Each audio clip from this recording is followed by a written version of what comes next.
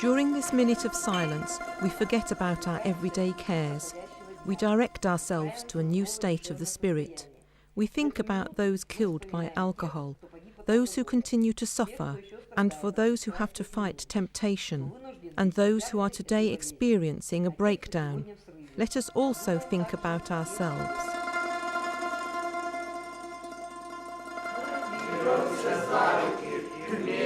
As we hold each other by the hand, let us do together what we are incapable of finding the strength to achieve as individuals. We have defeated doubt, and from this moment on, nobody needs to rely solely on their own weak will. Standing, we join our hands in power greater than our own. Holding our hands, we find love and understanding that was absent from even our most beautiful dreams. Thank you.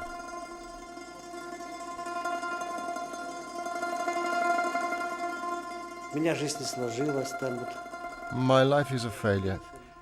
I married and a year and a half later divorced. I felt cheated. I concluded that the best solution was to drown my sorrows in vodka. And so, step by imperceptible step, I became so attached to this idea that I became an alcoholic. At one time, he was a particularly difficult alcoholic. I believe that he has tried 30 cures in hospital, through rehab, or by taking very strong medication. The treatment would last even up to 3 months, but nothing helped. Until finally he happened to find himself in an anonymous alcoholics group with a religious bent organized by Polish Catholics. Thanks to this group, he has managed to stop drinking. When he came to me, he was full of enthusiasm that he had, by that time, managed not to drink for a number of years, and that controlling oneself was easier in a group.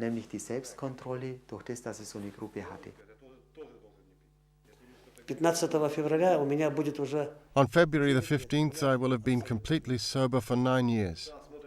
My friendship with Fr.Erich totally changed my view on life. I'd never before in my life met such a person, upright, and so wholly and unhesitatingly committed to his ideal.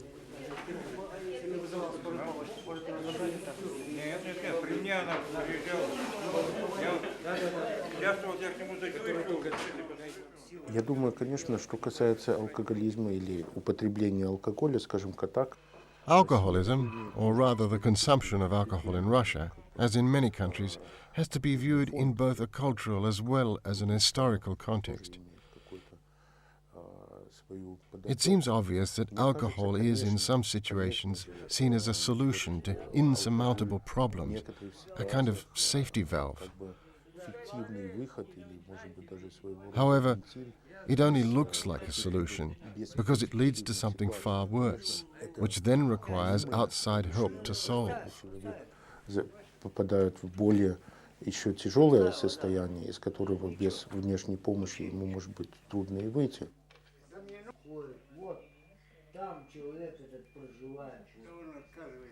Алкоголизм, наркомания – это вот такая основной бич нашего общества. Alcohol and drug abuse are the curses of our society.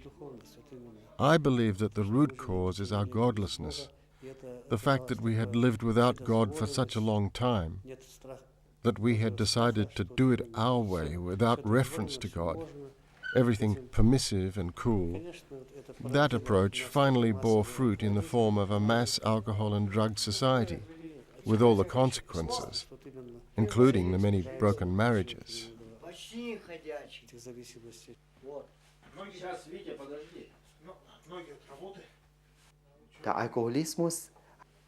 Alcoholism.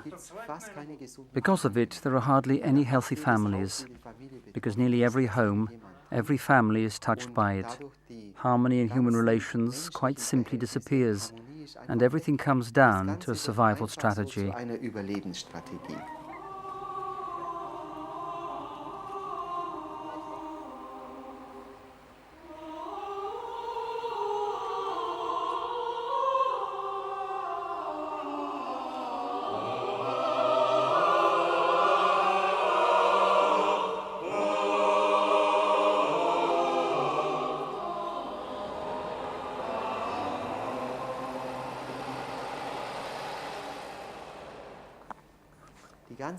We had been faced with this problem of alcoholism for a long time without being able to offer people anything better than the 12-step AA program.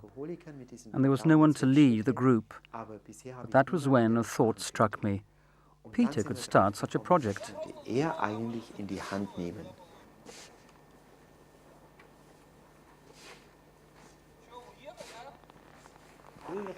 We set up two groups, one psychotherapeutic and one strictly for anonymous alcoholics.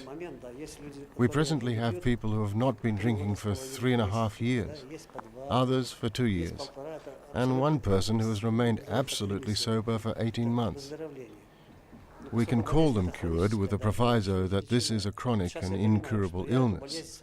I'm fully aware that I will take this illness with me to the grave, though the illness is no longer a hindrance, because I've learned to understand it, because I've learned how to deal with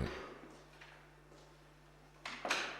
I lead an anonymous alcoholics group, and I'm also Father Erich's so-called administrator.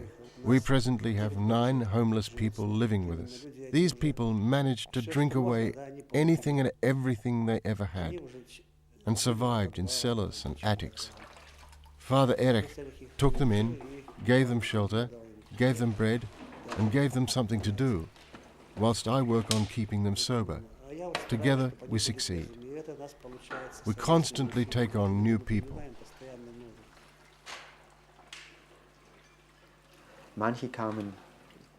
Some of them had just left prison and had no idea where to go.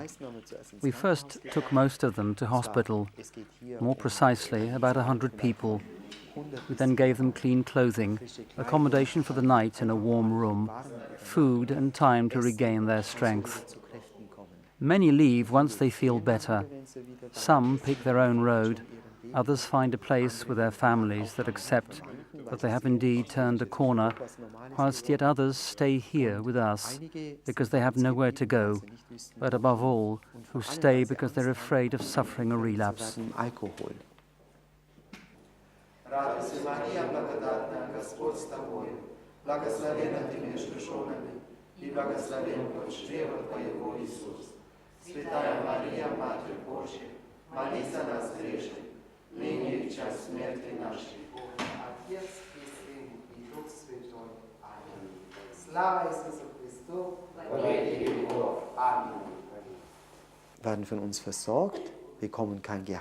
We give them a livelihood. They don't get any pay, but for example work clearing snow or as security guards, sitting by the front door keeping an eye on who comes in and goes out, whilst one of them, Olga, is our cook. She lost everything, apartment, child, and then suffered a broken neck of her femur bone. On leaving hospital, she was unable to walk, and no one knew what to do with her. So they rang us with a plea to take her in. To begin with, we had no idea that Olga could cook and that she was a professional seamstress. She can now walk, though she limps a little. But what is most important is that she has not been drinking for 9 months now, and we can count on her. She is really a great help, truly a gift from God that works all hours of the day and night, in the kitchen, cooking for us, as well as always prepared to help. Of course, she does not work alone. She has helpers, because our kitchen for the poor has many mouths